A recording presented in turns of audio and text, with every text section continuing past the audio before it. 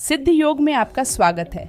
हम आप सबके लिए ऑनलाइन योग कक्षाएं आयोजित कर रहे हैं जो अंग्रेजी और हिंदी दोनों भाषाओं में उपलब्ध हैं।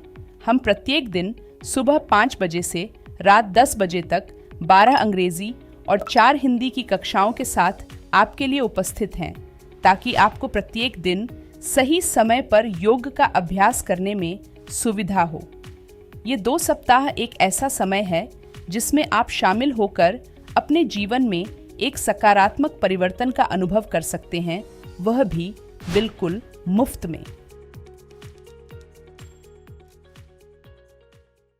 दोस्तों, क्या आपको आपकी लोअर बैक में बहुत ज़्यादा पेन रहता है, बहुत ज़्यादा स्टिफनेस रहती है आपकी लोअर बैक में, साथ ही साथ आपके जो शोल्डर जॉइंट है वो बहुत ज़्यादा स्टिफ हो गए हैं, या फिर आपको फ्रोजन शोल्डर की समस्या है, आपके जो पेट है उस पर बहुत ज़्यादा एक्स्ट्रा फैट जमा हो गया है, आपके हिप्स पर एक्स्ट्रा फैट जमा हो गया है, आपकी हैमस्ट्रिंग मसल्स और हिप मसल्स बहुत ज़्यादा टाइट हो गई हैं, साथ ही साथ आपकी जो पेल्विक मसल्स हैं वो भी बहुत ज़्यादा टाइट हो गई हैं। तो दोस्तों, आज हम आपको बताने जा रहे हैं एक ऐसे आसन के अभ्यास के बारे में जिसका कि नाम है व्याघ्रासन टाइगर पोज। ये आपको हेल्प करेगा आपकी इन सारी समस्याओं को दूर करने में, साथ ही साथ ये आपको बहुत सारे और ज़्यादा बेनिफिट भी देगा, जो कि हम आपको इस आसन के अभ्यास के दौरान बताएंगे। तो दोस्तों, मैं अतुल मिश्रा सिद्धि योगा में आपका स्वागत करता हूं।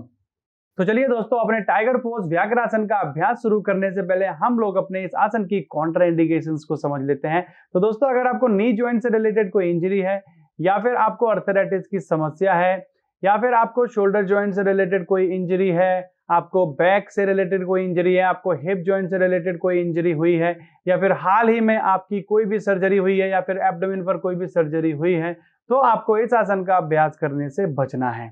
तो चलिए अब हम शुरुआत करते हैं अपने इस आसन के अभ्यास की। तो जैसा कि आपको बताया था शुरुआत में, यह आसन बैठकर करने वाले आसनों की कैटेगरी में आता है। तो इस आसन का अभ्यास शुरू करने के लिए हमें सबसे पहले बैठकर दंडासन की पोजीशन में आ जाना है, क्योंकि बैठकर करने वाले सारे ही आसनों का अभ्यास हम दंडासन से शुरू करते हैं। तो दोनों पैरों को मिलाएंगे, दोनों हाथों को अपनी बॉडी के साइड से रखेंगे। तो ये हम लोग दंडासन की पोजीशन में आ गए हैं।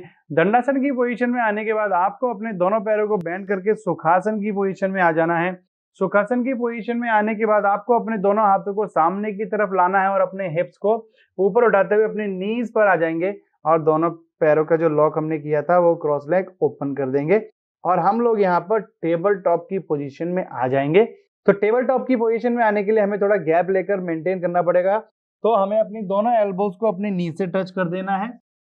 उसके बाद अपनी फीस्ट को क्लोज करना है एक बार, फिर अपनी फीस्ट को ओपन कर देंगे। हाथों की जो सारी फिंगर्स हैं वो कंप्लीटली ओपन रहेंगी।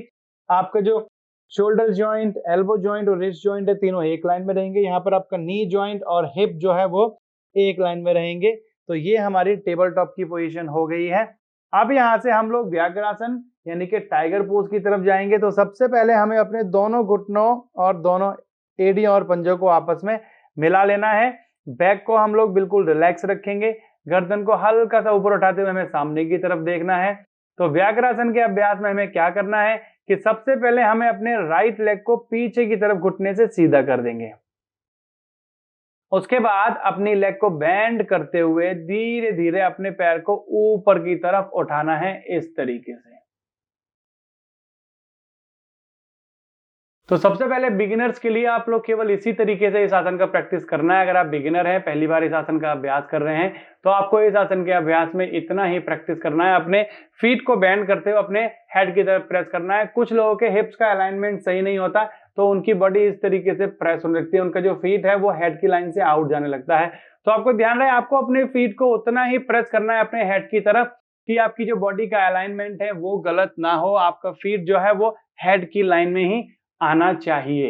अगर आपको बैलेंसिंग में प्रॉब्लम हो रही है, या फिर आप अपना पैर ऊपर की तरफ नहीं उठा पा रहे हैं, आपकी एल्बोज बेंड हो रही हैं, तो आप इस आसन के अभ्यास में 2 ब्लॉक्स ले सकते हैं, और दोनों ब्लॉक्स को अपने हाथों के नीचे इस तरीके से रखे भी इस आसन का अभ्यास कर सकते हैं। तो बिगिनर लोग अगर चाहें तो ब्लॉक्स को रख के भी इस आसन का अभ्यास कर सकते हैं। उनको थोड़ा और कंफर्टेबल फील होगा इस आसन के अभ्यास में। आप अच्छे से अपने फीट को अपने हेड की तरफ पुश कर पाएंगे। तो एज अ बिगिनर आप चाहें तो ब्लॉक्स को रखकर या बिना ब्लॉक दोनों ही पोजीशन में इस आसन का अभ्यास कर सकते हैं। अगर इस आसन के अभ्यास में आपको अपने नी पर बहुत ज्यादा प्रेशर फील हो रहा है, आपको नी में पेन हो रहा है, तो आप चाहें तो कोई भी ब्लैंकेट या कोई भी कपड़ा घर में हो उसको फोल्ड करके इस तरीके से अपने दोनों नीज के नीचे रखकर भी इस आसन का अभ्यास कर सकते हैं। तो आपको अपने एक लेग को उठाना है ऊपर, तो इस बार हम लेफ्ट लेग को ऊपर की तरफ उठाते हैं, तो आपका राइट नी जो है वो इस तरीके से सॉफ्ट सरफेस पर रहेगा, जिससे कि आपको आपके नी में पेन नहीं होगा। तो धीरे धीरे आपको बेंड करते हुए अपने फीट को अपने हेड की तरफ इस तरीके से पुश करना है। ध्यान रहे, बहुत ज्यादा पुश करते हुए जो बॉडी का अलाइनमेंट है वो खराब नहीं करना है, आपको इस तरीके से पुश करना है और ऊपर की तरफ देखना है। वापस आने के लिए धीरे धीरे आप नीचे की तरफ लेके इस तरीके से आ जाएंगे। तो एज अ बिगिनर आपको इन प्रॉप्स के साथ इस आसन का अभ्यास करना है, और जब आप ब्लॉक्स के साथ करते हैं तो आपको बैलेंसिंग के लिए बहुत ज्यादा स्ट्रगल नहीं करना पड़ता है इस आसन के अभ्यास में। अब हम चलते हैं इस आसन की फुल वेरिएशन की ओर। तो फुल वेरिएशन को करने के लिए आप चाहें तो ब्लॉक्स और ब्लैंकेट के साथ भी कर सकते हैं। तो पहले ब्लॉक और ब्लैंकेट के साथ देख लेते हैं हम कि हमें दोनों हाथों को ब्लॉक्स पर रखना है, नीज को मिला के रखना है। आप अपने टोजेस को पॉइंटिंग आउट या इन दोनों ही रख सकते हैं। पॉइंटिंग इन थोड़ा ज्यादा बेटर रहता है क्योंकि आपको टोज से ग्रिप मिल जाती है, तो बैलेंसिंग में जो है ये बहुत ज्यादा हेल्प करेगा आपको। तो पहले राइट लेग से देखते हैं। बैक को रिलैक्स रखेंगे, चिन को हल्का सा ऊपर करेंगे, राइट लेग को पीछे की तरफ स्ट्रेट करेंगे, फिर बैंड करेंगे, अपने नी को धीरे धीरे ऊपर की तरफ प्रेस करेंगे। जैसे जैसे आप अपने नी को ऊपर की तरफ प्रेस कर रहे हैं, ऐसे अपनी चिन को भी ऊपर की तरफ प्रेस करना है।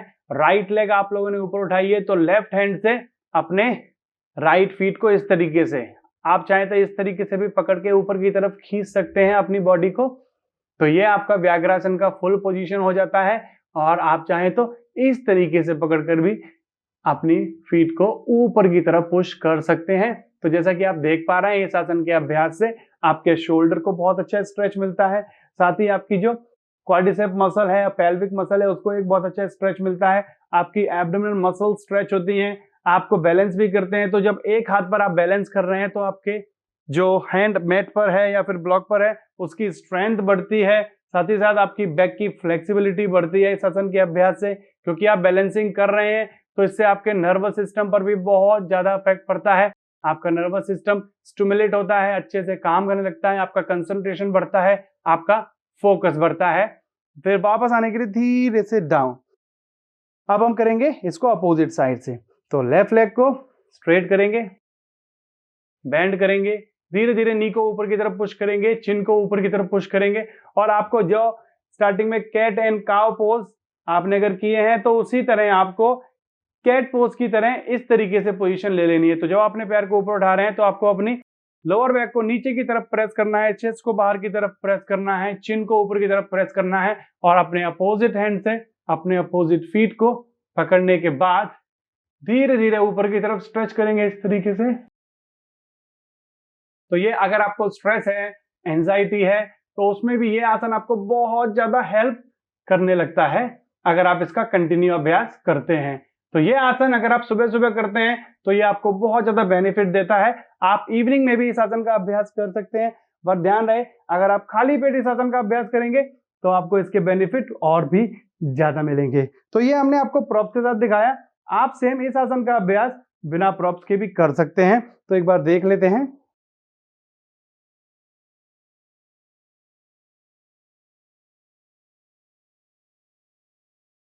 तो अगर आप बिना प्रॉप्स के इस आसन का अभ्यास कर रहे हैं तो आपको सेम टेबल टॉप में आ जाना है, नीज को टुगेदर रखेंगे, राइट लेग को इस तरीके से नी को ऊपर उठाते हुए इनहेल करते हुए आपको ब्रीथ इन करनी है। जब आपका पैर ऊपर की तरफ जाएगा तो आपको ब्रीथ इन करनी है और चिन को ऊपर की तरफ। तो आपका राइट नी और आपका हेड साइमल्टेनियसली इनहेलेशन के साथ ऊपर की तरफ जाएगा।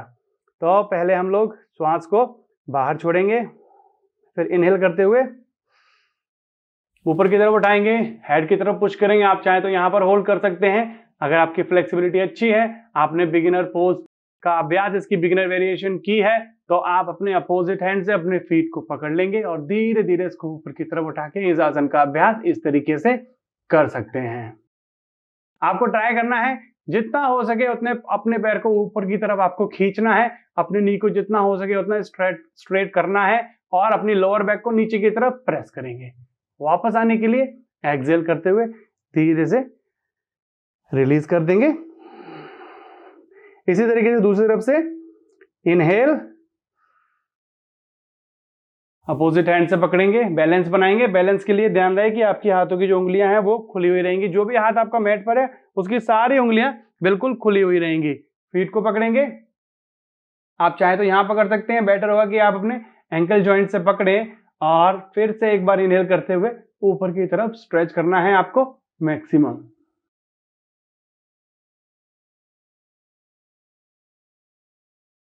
वापस आने के लिए धीरे से नी को बेंड करते हुए रिलीज करेंगे। फिर हम लोग इसके बाद चाइल्ड पोज में रिलैक्स करते हैं।